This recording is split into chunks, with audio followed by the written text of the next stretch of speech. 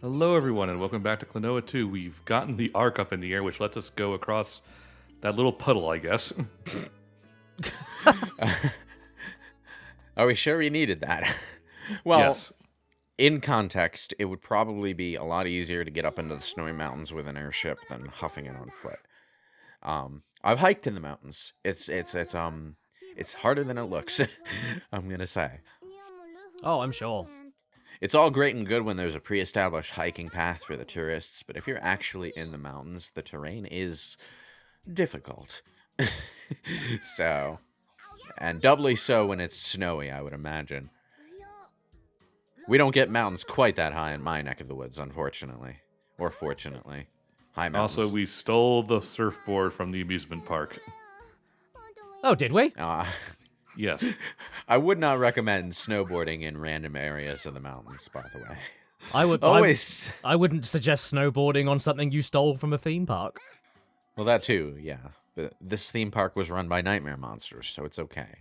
Oh, this is the Pee Pee Doo Doo song.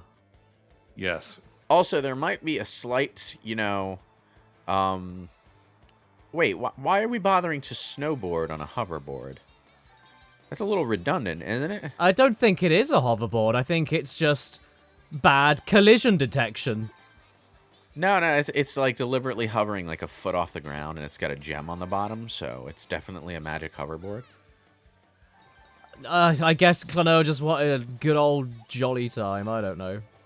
Speaking of hoverboards, I heard that like a working prototype of a hoverboard was made, but it was a year too late for Back to the Future. So, sad face. Oh no! God, they got it wrong. Well, then what's the point? We did get the power releases, though. They were also off by a year for the Cubs winning the World Series. I did read about that, yeah. That was funny. It's starting to rapidly look like the only futuristic thing that we won't the only futuristic things that we won't live to see the stated time and date pass us by disappointingly for are like the big hardcore sci-fi things like Star Trek and Mass Effect, which take place like hundreds of years in the future or some shit. Well, you know what? It's better that we're all dead and we'll never know if it happened. You know. Although, like, our grandchildren might live to see. That's very true. Our great grandchildren at least might live to see Mass Effect pass because that's only 2183. So, this is a time capsule message to the great grandchildren I'll never have because I will never have kids. Let me know if they invent really terrible holographic television replacements, because I was always fascinated by that aspect of the Mass Effect universe, where people are somehow content with holographic televisions that have worse resolution than CRT TVs and 12 times as much static, because goddamn. Yes, Grandpa. Your children will be British. I've decided. Well, you know. They're gonna let you know. They'll let you know. I'll make sure of it. Speaking as a lifelong American, I consider that an upgrade. Oh, that's a low bar to set, man. A low bar. Anyway, we're basically Diet America. Nah. America is just Big Mac Britain. It's Whopper Britain. How dare you? Whopper? Really? I hate Whoppers. I know, no one likes Whoppers. That's exactly my point. I mean, I don't like Big Macs much either, but at least when you order them, You're the Whopper, we're the Subway. There you go. You can just get rid of the sauce and put some ketchup on the goddamn thing. But that's very true. Okay, so, ow. Okay. I mean, I'm assuming that hurt, but it looks like Klonoa just passed right through it. There we go. We did it. For some reason, that snowboarding section compared unfavorably in my mind to the one from Final Fantasy VII, and that rarely happens. But then again, Final Fantasy VII did at least have a Moogle flipping a table on you if you crashed into it, so You know, few things can compare. Uh-oh. You look very alarmed and concerned, Popka. Oh, wait, Popka's the animal. Yes. Don't go. Lola's the girl. Don't go there. Lola. It's the Overlook Hotel. Don't go there. Lola looks like she would have been saying, "No, stop, please, come back." Like she can't wait to be rid of her mascot character. Ah, well. There we go. Off to the Overlook then, I suppose. Ah. Oh god, it does look like the Overlook Hotel. A little Yeah, purple. Maze of Memories. A little purple and castle-like, though. Ah, well. Somehow less crazy than the actual Overlook Hotel. What the heck? Did we just walk into that frickin' whatchamacallit place from Kingdom Hearts Chain of Memories or some shit? Oh, the Kind of. the memory losing house. What was it? Castle Oblivion or something That's like the one. That's the one. Castle Oblivion, but with Jack Nicholson. that? There's an image. I'm gonna take your memories, Sora. Wait, is that who Axel originally was? No. Because like something about like the nobody's names are all like reconfigurations of their original names, but with an X inserted into them. Oh, are we trying to come up with Organization 13 names of all the characters? I suppose. Well, I just thought like Jack Axel sounds like it could almost work. Not quite. But Oh, almost. that's not bad. That's not bad. Jack Nixon, long lost uncle of Richard. He's the guy who keeps naming conspiracies and controversies after Watergate, just by sticking gate at the end of Gate. them. I'm so tired of that naming convention, by the way. Can we stop naming controversies after Watergate? That would be nice. It would be nice, but then if there was ever a scandal about water, then what would it be called? Well, it wouldn't be called Watergate because Watergate's taken. Also, Watergate's the name of a hotel, not a water. Although Hydrogate almost works. Yes, it does. Aquagate. Aquagate. That works. So technically, if you think about it, the Watergate hotel scandal should be Watergate Gate.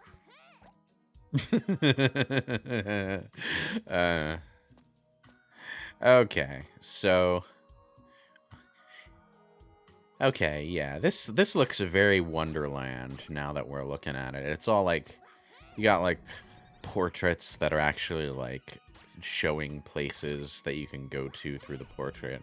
I would actually argue it's more Wonderlandian, more abstract and bizarre and out there and over the top than Wonderland itself is in Kingdom Hearts 1. I always thought that world was really, really dull. Well, it was Yeah. the first level in the game, so I guess they kept it pretty simple. That and they didn't have really interesting platforming control for the first game, unfortunately. Yeah, they could have done this kind of environment design, though, surely. Well, they did sort of try it in a few places, but a lot of the wackier locations were just painted on textures for a flat background, like in the Mushroom Forest with the Cheshire Cat and stuff. You can, like if you look at the background, it's a little hard to see on a low-resolution PS2 version on a CRT, but if you're, like, on the HD version and you look at the background, you can clearly see, like, paintings in the texture of, like, the background of the forest and stuff.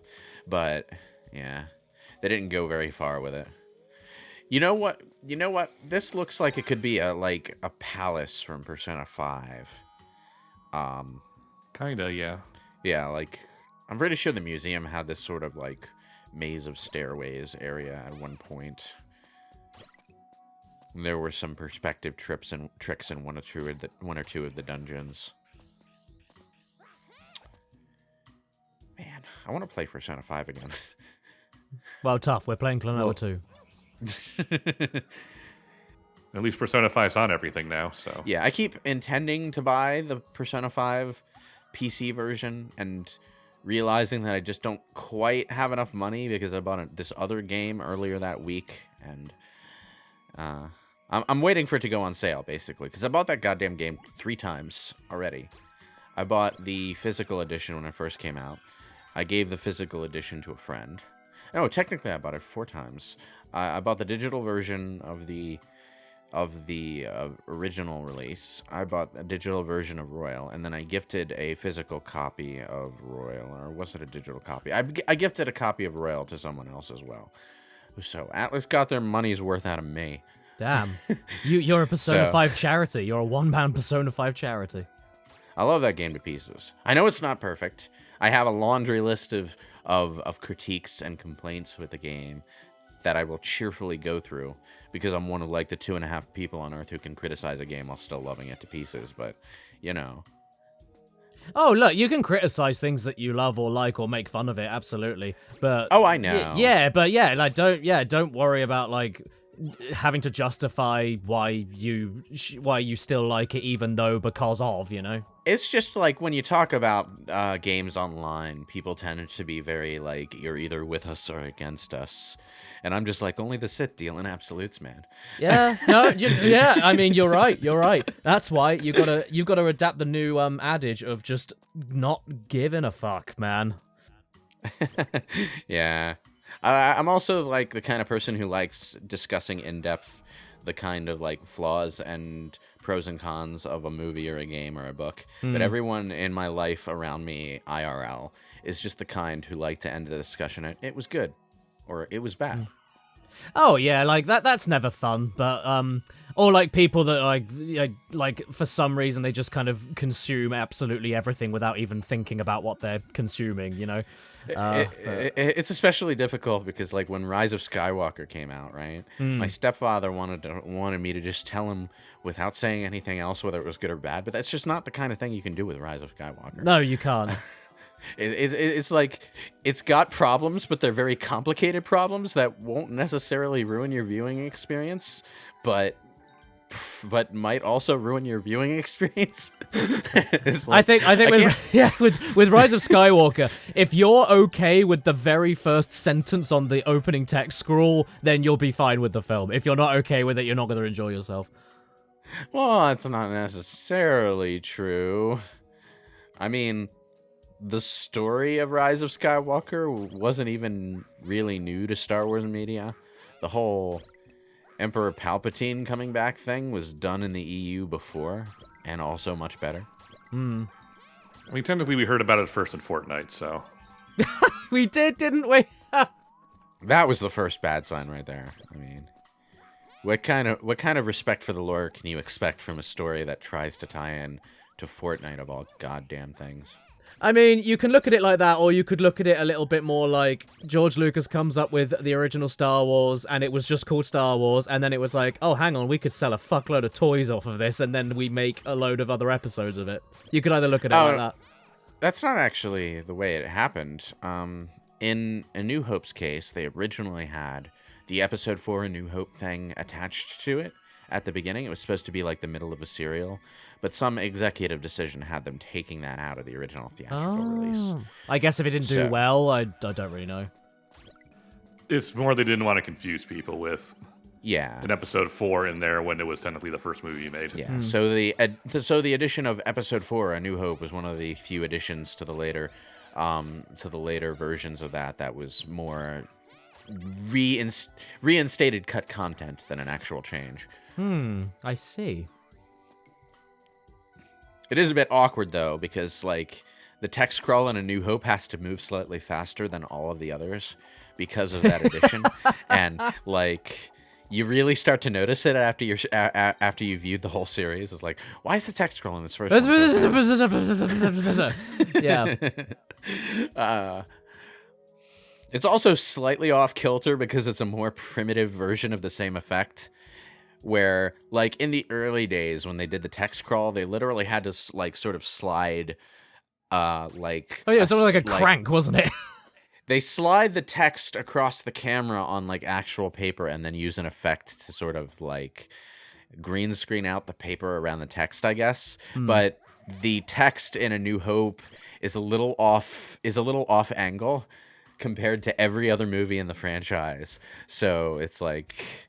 Yeah, you can tell that this is like this is a camera pointed at some text and it's sliding along the text. Oh, look, it's a finger. That still wouldn't be as embarrassing as being able to see the puppet strings around the Dilophosaurus's frills in Jurassic Park, though. Or the hand that pushes the raptor into the kitchen. Jurassic Park is a wonderful movie, but some of the mistakes in that movie's special effects. Okay, here's where I stand on like mistakes and shit in films like that, or like continuity errors and all this stuff. Like the way I look at it, any kind of like media like that, whether it be games, theater, film, anything like that, it's ultimately escapism. It's fantasy. It's, you know, like come with me into my story, into my world that I've created, which doesn't exist in reality. So if there's a movie with a shitload of mistakes, if I don't notice them, then the suspension of disbelief is doing what it should do, and I'm just not noticing it. But when you start noticing things all the time during a movie, chances are you're not actually enjoying yourself that much, unless you've seen the film like a million times and you know it inside out and you're just looking for things. Oh yeah, I'm laughing good-naturedly at Jurassic Park. It's one of my favorite movies of all time, and you know, none of their mistakes are as embarrassing as leaving a water bottle on set during an epic fantasy adventure. Yeah, well, the Starbucks cup in Game of Thrones. Yeah. It doesn't help that Game of Thrones' final season wasn't very good, but oh well. It wasn't very good, but it like. As far as, like, people saying it's the worst thing ever, it's like, you haven't seen bad TV, clearly. Like, it's not terrible TV, it's just not a very good ending, I suppose. Oh, yeah. The final season of Game of Thrones was just the culmination of a lot of little problems that were growing in significance over the previous seasons, and I guess the people who dislike it the most are the ones who were disillusioned all along and just seeing it as confirmation of what they were already feeling. It also doesn't help that the story that George R.R. Martin is writing in the novels is 20 times more interesting, and it would have been much better if, you know, we had been able to see a complete adaptation of that. But, you know, we can always hold our breath for Game of Thrones Brotherhood. Well. I mean, we can hold our breath. We'll probably die, but we can hold our breath. If you're gonna die over anything, don't let it be Game of Thrones. There's other things to die from. So, who are these dead-eyed dream specters? And this is now dead-eyed dream specters. This is now A Christmas Carol. You'll be visited by 3 spirits, Lolo. The ghost of Priestess present, the ghost of Priestess past, the ghost of Priestess yet to come. And then Lolo just sees her own tombstone. What? Oh, I was gonna say, why are we moving? Okay. For some reason, it didn't auto.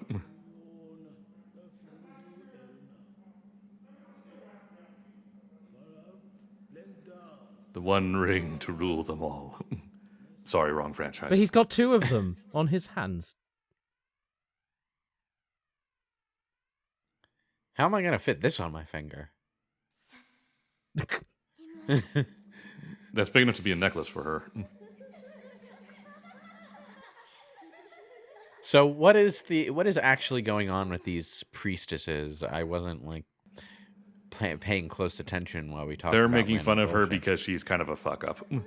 Oh. Okay, I thought they were like dead companions or some shit, but no, she's just got bullying issues. Bully culture. Yeah, let's go. And she's having guilt because she kind of cheated at her priestess test. Oh, so she's Jeanne d'Arc. Okay. Man. I haven't watched RWBY in ages, but I've heard it's starting to get, like, better again, which is nice to hear. Volume 9 was the epitome of fine. It was fine. Didn't hate it, didn't love it.